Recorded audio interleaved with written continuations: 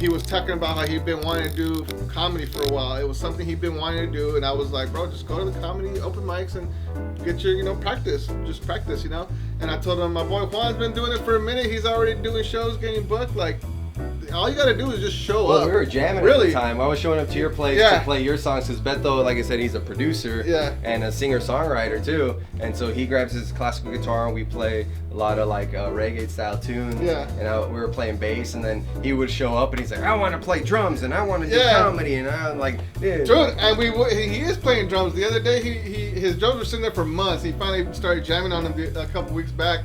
And I was like, hold on, let me go grab my guitar. And I came back, started jamming, and then he started following me. And then Molly, his girl, jumped in, started playing the tambourine, and I was like, okay, we got a band. Yeah, and I think that's all we got to communicate is like you have to just get the fear that you're not going to be good out the gate. It's not going to be anything marvelous, but you're connecting with another human to create something. Yeah. And I think that's what like the issue with these is like you see everybody being so great, and you see all the best that you forget that like the in-person stuff is not going to be anywhere near that. You have to work towards that, and that's kind of like what we're doing by going to open mics as much as you can. You're getting that experience. Is to get to that level, but it's like you experience it in person. A lot of the open mics, like if you go to an open mic for music, it's really just people waiting for their turn. So what kind of sucks is, and it's not unlike them, like how dare you not really pay attention, because I'm not really paying attention, right? Because I'm focused on what I'm going to say for my set. So I'm not even giving you a fair shake on like, laughing at that, unless it really catches me off guard. I'm really being like, okay, what am I going to talk about tonight? All right, I should talk about this. All right, don't forget this part, don't forget that. That's just the tumbleweed rolling through. It's a small town, man. I'm from Welton, actually. Very small. How small, you ask? Well, I was voted homecoming king. Guess who the queen was? My cousin. It's a family affair. I don't know, I came up here so quickly. And I mean, that's usual of me to come so quickly, because it's either you come within the first 5 minutes or you don't at all. Alright? That's right.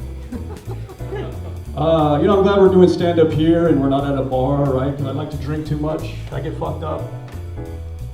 I'm looking at some of your eyes. I can tell some of you also get fucked up. Right? The drinking crowd, right? Yeah, hell yeah, dude. That is hard to overcome. People talk about peaking in high school. I peaked as a baby. Literally, I have no memories of it. I do have the newspaper clippings though. And honestly, a lot of people are just thinking, I would have wrote it this way. He should add this. Or, and some people just being like super judgmental about like whatever you're deciding to talk about or how you're doing it. So it is, a lot of the open mics are really just more comedians. So like that we always ask, like, are there any normies in here? Are there any every regular people? Okay, sweet. And then that's what you notice, like I kept looking at that one table there because I knew they were comedians. So that's who you play, that's your audience. That's what I'm saying, all you need is 2 people. Like that's it. And just bounce this off. Oh, you guys are a couple? Let me do something. Don't you hate it when he does this, or don't you hate it when she does that? There's a lot you can do with that once you know that there's an actual piece. It is actually tougher to just go up there when it's like just the same guys that have heard your shit fucking over and over. If I get one joke to land, I was like, the high you get off of that is enough to ride out so many bad sets. To be more clear, there's like an upper middle class, like the people that do like the Don't Tells and like my show and shit like that. But there's no like incubator where like strong independent shows are. I think that's a problem. I think like if we want to fix the scene, then we've got to like work together to make really strong independent shows, because that's how people get better. You know what I mean? Like people are just kind of in a weird loop where they're not getting too much better, but they're better than their peers, and that's kind of, you know what I mean? Yeah. You kind of move to like the next one, then you're just stuck in that loop, and there's no like, there's no cog to get you to the next one. And if you don't know people, or if you're not ready yet, you can't ever take that next step. You know, it's just we need like a real middle class. I think that's what the problem is. I started at a place called JP's in Gilbert. That's where I started. I did classes out there, you do classes, then you get on a showcase, it's called. It's like new comedians will compete and see where they rank and all that stuff. And when I started at JP's, Cam was one of the guys that was getting really high placed on showcases. So I was always like, oh, this guy's great. And then I think he won one before I did mine, I think. And then you just started falling out. So I feel like when I started, you were like really finding your rhythm, and so it was cool to watch. It was cool to watch Always somebody. finding it. Well, It's thank cool. you. Yeah, it was cool to watch somebody like improve every single week, and then, in my opinion, I think you do a great job. No, thank you. Likewise. Comedy is hard because again, the laughter thing, it needs to be well written and catch you so off guard to make you naturally laugh. And it is hard to send, we thought this was funny. Why would you think that's funny? You know, it's like that. That definitely is part of it. I think that why people would be scared to take it. Talk about my alligator pussy.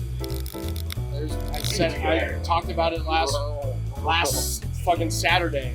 People just have confused looks on their face. I don't know what makes things funny, that's for sure. I don't.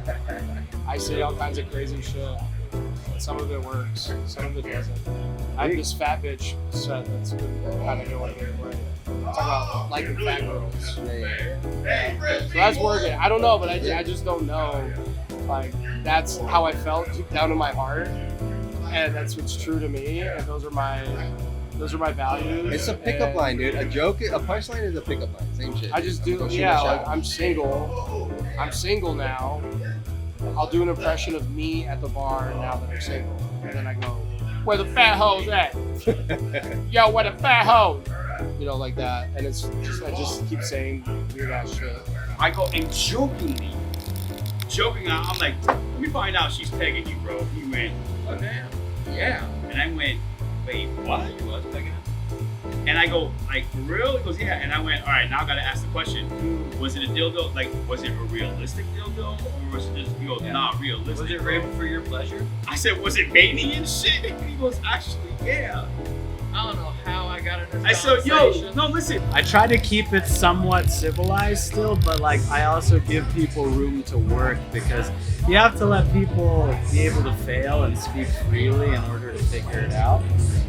It's hard though because you'll see often really new people who think stand-up is like, it'll be a white guy who's just left his basement and then he'll be like, stand-up is saying the N-word. Yeah. Dude, there's definitely an N-word epidemic. Yeah, oh, like, yeah. There's that, and there's also like some people, you know, unfortunately, respectfully, they do it kind of they do stand up out of anger. Like, you know, some comedians do stand up because they want to like make people feel bad. I think there's a lot of mistakes that people make early on. Like the mistakes that I see a lot, especially with the young male comedians, is doing what I call the edgelord stuff, where it's like, yeah, that could have been a tweet and that probably would have done numbers on like Twitter, and it probably made your friends in the room laugh, but like if you ever want to do club work, you're not gonna get booked doing edgy political sex jokes. Like that's not, the people who are doing that and are famous for doing that started doing other things. I have one gay person in my family. My dad always sends me pictures. Is he in the mirror? No, they cut her hands off. I'm yeah, see, that's the thing. Like people, no, she still has her hands, but I have to convey. I can't explain it to you. I have to make sure you know. So that's the hard part. So I just bombed on camera. That's bombing everybody. I'll do that 1,000 times, and then 1,000 more, and then maybe I don't know. I'll find out. And at the same time, people look down on comedies like Adam Sandler films and just slapstick type stuff, but man, everything has a place and you can do everything well. I think people are scared to do it because you're gonna be judged on like, why would you do a comedy? Why don't you do something serious, dramatic? Well, you know, X, Y, and Z. Do you find like a lot of comics have that kind of almost rebel spirit where people say like, you can't do this, and they go like, fuck you, I'm gonna do it. I'm gonna do it. It makes me want to do it.